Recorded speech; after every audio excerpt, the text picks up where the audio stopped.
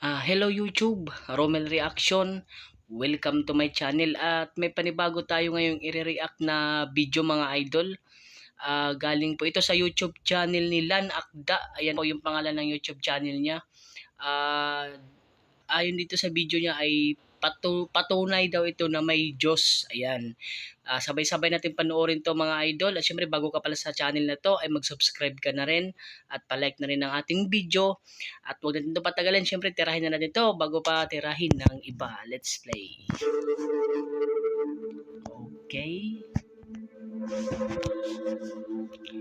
Palitin na natin ang mukha. Okay, Bible Discover. Paano pinatunayan ng Mount Everest na totoo ang Biblia at totoo ang Diyos? Okay. Hindi lahat ng tao sa mundo ay may pinaniniwala ang Diyos. Malata ako ng basa. Ayan Akda ba yun? Ulan Akda? At maraming tao, may mga pinaniniwalaan sila na iba't ibang Diyos. So dahil nga maraming Diyos na kinikilala yung mga tao, ang Diyos po na tinutukoy ko ngayon ay yung Diyos na sinasabi ng Biblia. Ang Diyos ni Abraham, ang Diyos ni Isaac, at ang Diyos ni Jacob. May mga tao talaga na walang paniniwala sa Diyos kasi nga sinasabi nila wala naman daw talagang patunay na merong Diyos.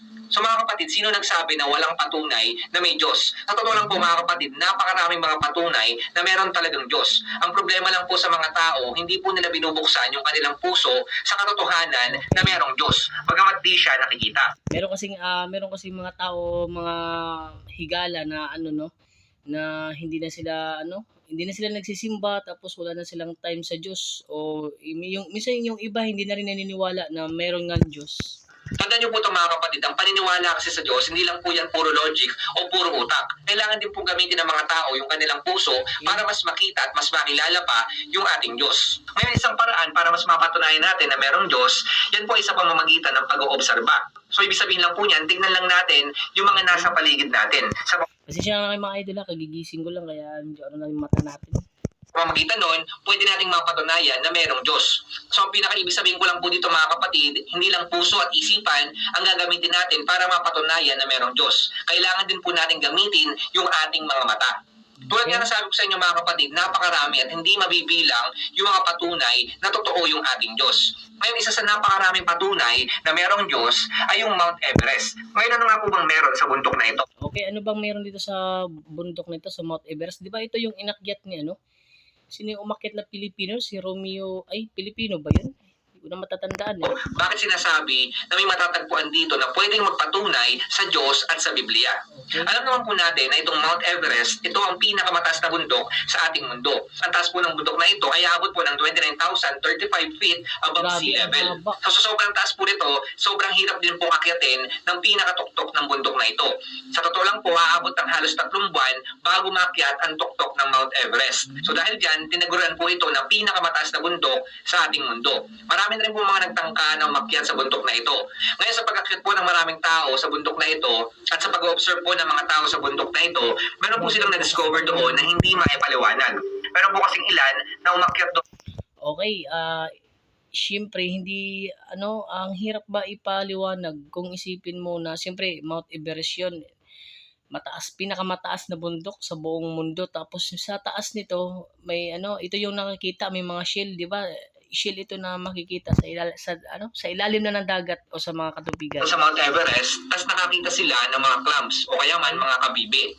So nagtataka yung mga umakyat doon kasi papaano nga naman nagkaroon. Di ba ang hirap paniwalaan na doon sa tuktok ng bundok ay may mga shell, may mga kabibe.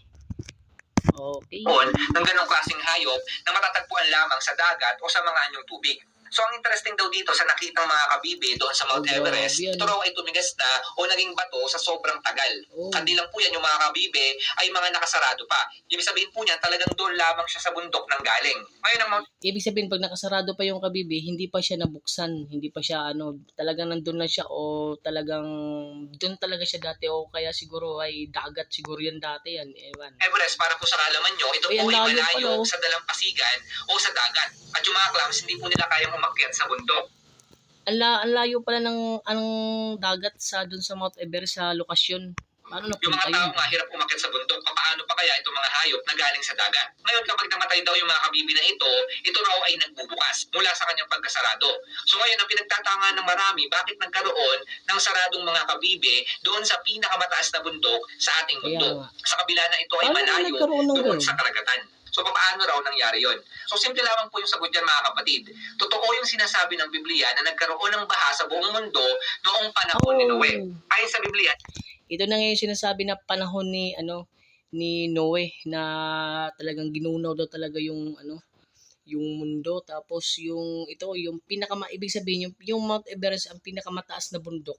Lampas pa diyan mga higala yung tubig. dahil sa kasamaan ng mga tao, pinalubog po ng Diyos yung ating mundo sa pamamagitan ng baha. So ang alam natin na natira lamang ng mga tao ay si Noe at yung kanyang pamilya. Basahin po natin yung Genesis chapter 7 verse 18 to 20. Apat na pong araw na bumaha sa daigdig. Lumaki ang tubig at lumutang ang barko. Palaki ng palaki ang tubig habang palutang-lutang naman ang barko. Patuloy pang lumaki ang tubig hanggang sa lumubog ang lahat ng matataas na bundok at tumaas pa ng halos 7 metro sa taluktok ng mga bundok. Malinaw mga kapatid sa binasa natin na Grabe. lumubog yung lahat. Isipin yung mga higala, yung yung Mount Everest, napakataas nun, pero lampas pa yun ng tubig. Pero ako naniniwala talaga na talaga dati ay ginunaw yung barko ni Noe nga. Kahit na po yung mga Yung, matataas na bundok. So Hindi, yung barko nga ni Noe yung ang sumakay doon yun na natira nung ginunaw ng Diyos yung mundo. kasama na po dyan yung Mount Everest. So ibig sabihin po niya mga kapatid, totally na lumubog yung ating mundo nung panahon ni Noe. Kahit po yung pinakamataas na bundok, nalunod din po yan. So wala pong takas yung mga matataas na bundok.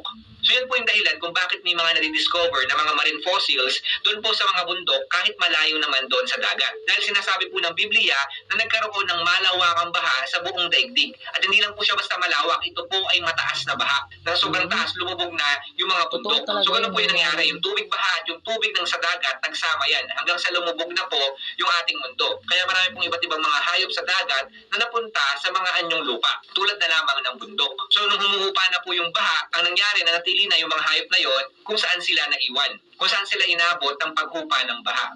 Kaya ang nangyari po, kahit sa mga pinakamatataas na bundok, meron pong mga hayop na galing sa dagat. Sa totoo lang po mga kapatid, Kaya nga mga idol, totoo talaga na may Diyos. Ayan, sa hindi naniniwala dyan na may Diyos, saan kayo galing?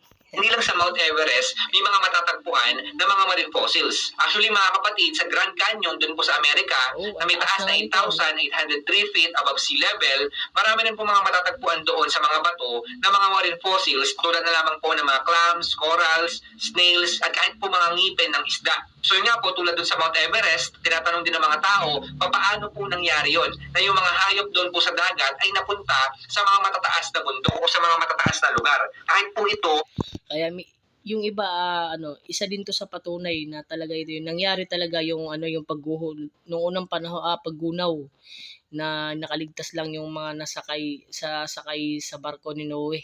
Totoo talaga ito. ito yung lugar.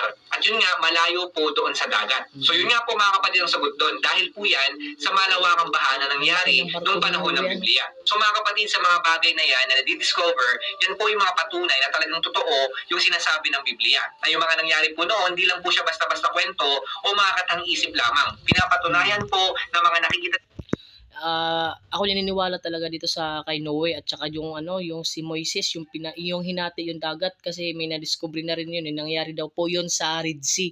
Ayan, totoo talaga na na may Diyos tayo mga kahigala. natin sa paligid natin na talagang totoo yung Biblia at higit sa lahat, totoo po yung ating Diyos. Okay. So dahil nakita po natin, totoo po na talagang meron mga marine fossils doon po sa mga bundok at sa mga tuyong lugar, dahil nga po sa nangyaring baha nung panahon ni Noe, makikita rin po natin na talagang totoo yung Diyos at totoo ang salita ng Diyos. Basahin po natin yung Psalm 104 verse 8. Bumuho sa kabundukan, umago sa kapatagan, natipon sa isang